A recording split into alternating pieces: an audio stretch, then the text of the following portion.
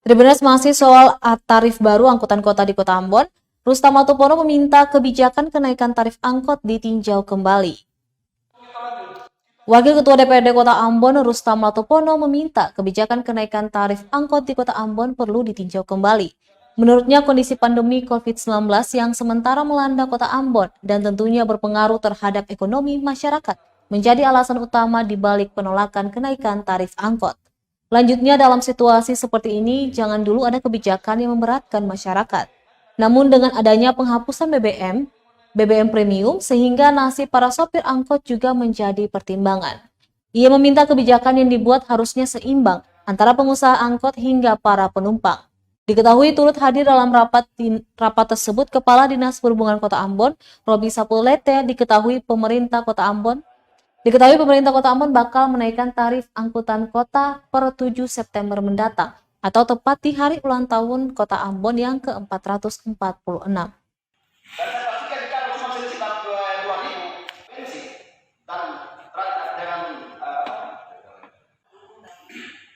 Membahas soal tarif angkot yang rencana mau dinaikkan oleh pemerintah kota.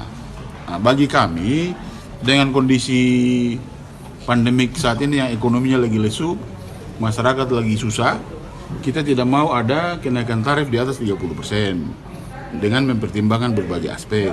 Dengan demikian, kita akan lihat tarif yang rasional dan bisa dipertanggungjawabkan.